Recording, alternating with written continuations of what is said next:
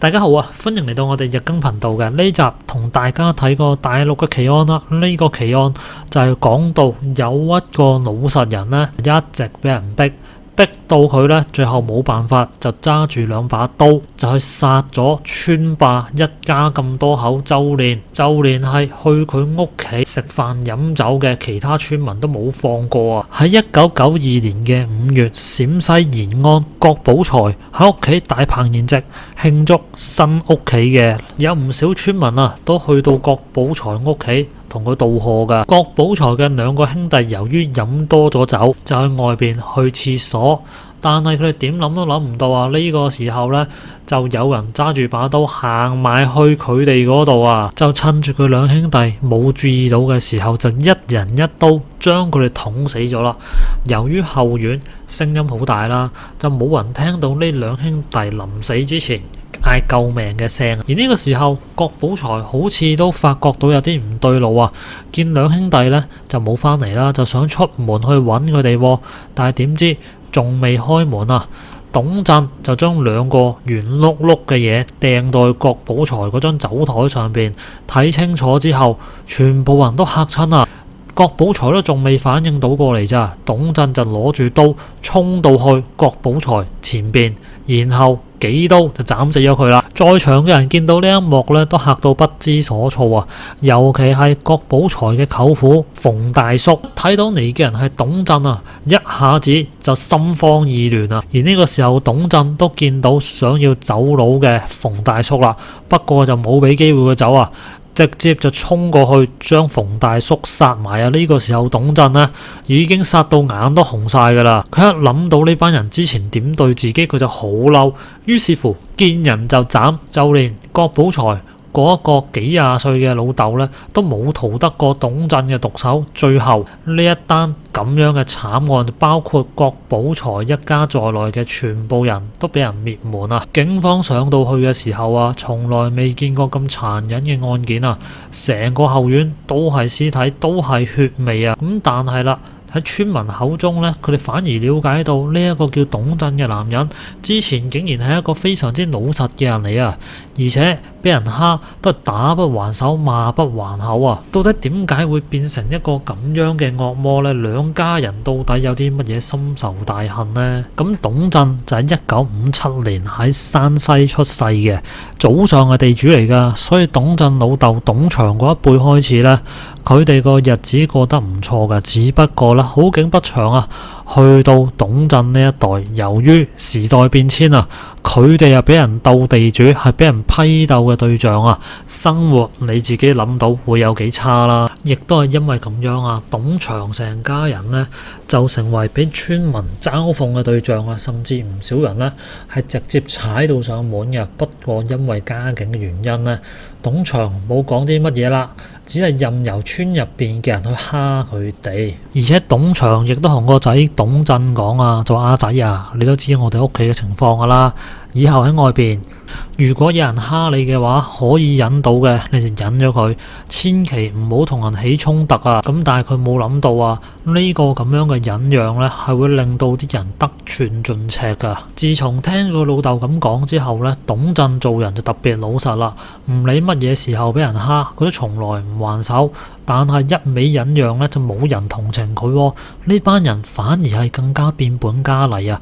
嗰時嘅董震呢，就冇任何想要殺人嘅諗法，而係聽個老豆講忍得就忍。咁當時呢，董震個身份特殊啊，再加上佢性格老實啦，去到30幾歲仍然都係一個人啊。咁但係佢嘅悲劇故事而家就開始啦，之後就令佢慢慢演變成為一開始嗰個殺人狂魔啊！董震雖然家道中落，但係父母對佢都好好嘅。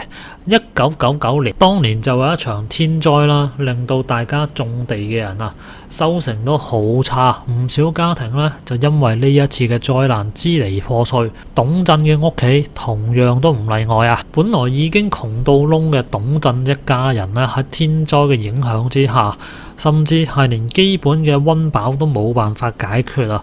佢嘅父母每日為咗填飽個肚咧，都覺得好煩，要絞盡腦汁啊！久而久之啦，董振阿媽亦都係患上咗嚴重疾病。由於當時醫療條件好差，而董振為咗幫阿媽醫病，佢用晒自己所有嘅錢啊，甚至乎借得嘅都借晒啊！但係最後咧，都係保唔住阿媽條命，就係咁樣親眼睇住阿媽死喺自己面前啊！董振阿媽死咗之後，董振就同佢老豆相依為命啦。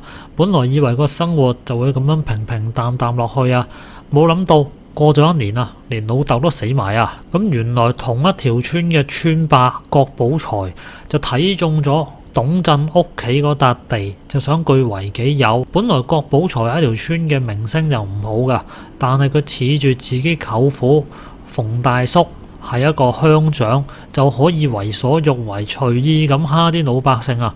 好多人就因為驚咗佢，唔敢同佢對抗，而董振個阿爸自然都唔敢講啲乜嘢啦。但係啦，郭寶才就做咗一件好極端嘅事，就係霸佔咗董振屋企嘅祖屋，就連1蚊啊都冇補償到俾佢哋啊！之前俾佢咁樣霸佔地方嘅村民，郭寶才多多少少都會補償翻多少錢俾佢哋。呢一點呢，董振唔服啊！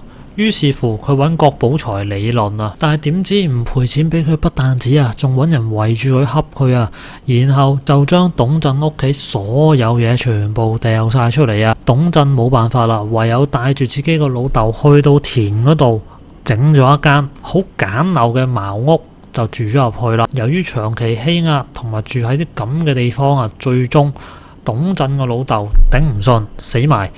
冇錢俾個老豆醫病，亦都冇好嘅環境俾個老豆療養。董振再次睇住自己最親嘅人喺自己面前死亡啊！父母都死晒，係咩感受呢？董振呢個時候忍唔住啦，佢開始諗翻咁多年嚟嘅遭遇啊，唔通佢就一生出嚟就要受啲咁嘅對待咩？咁呢個時候董振諗通咗啦，佢鼓起勇氣揾鄉長同埋鄉入邊嘅幹部，想為自己攞翻個公道啊！但係佢點諗都諗唔到啊！佢攞唔到任何公道，反而俾人嘲笑啊！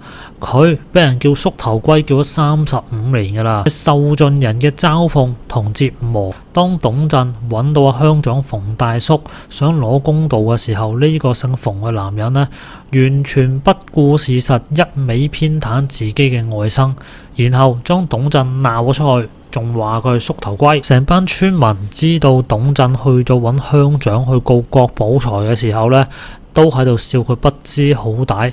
就係咁樣，董振就受到呢啲咁唔公平嘅對待啊！呢個時候佢仍然都未想殺死郭寶才嘅，佢只係想攞翻個公道啊！就算你係賠翻少少錢，佢都可以當冇事發生。但係諗唔到啊，錢1蚊都冇，自己受到屈辱，鄉親父老冇一個企喺自己身邊。無奈之下呢，就唯有去告狀啦。點知告完翻嚟屋企啊，佢竟然見到一幕佢完全接受唔到嘅事情發生啊！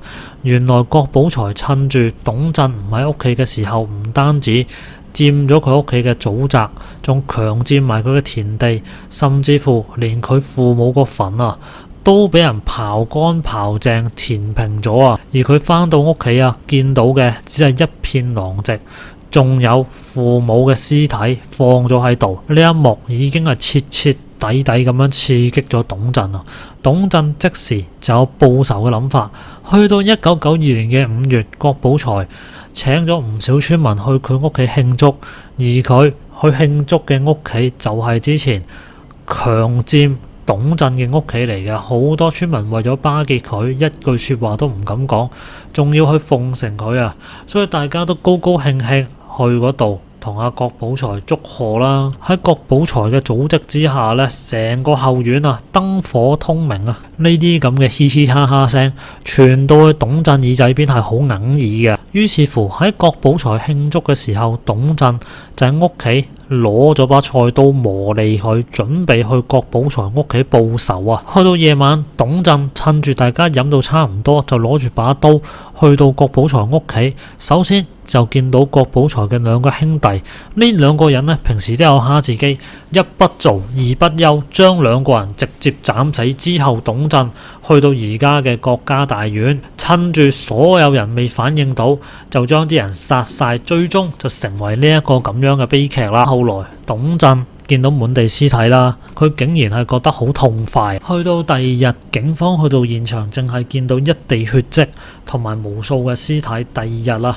呢一個郭寶才一家被滅門嘅事件傳到全國都知，而後來董震就不知所蹤，去到而家都冇任何消息啊！有人就話啦，呢單案呢做咗懸案。不過亦都有一種說法，就話董震報咗仇之後就自首，最終判咗死刑啦。所以一直都喺度講啦，唔好逼嗰啲老實人啊！你逼到佢冇路行嘅話，佢一反撲，唔係個個人承受得住嘅，狗急都跳牆啦，何況係人？好啦，咁今集呢，同大家睇到呢度先啦。大家有咩想講，下邊留個言啦。咁我哋就下集再見啦，拜拜。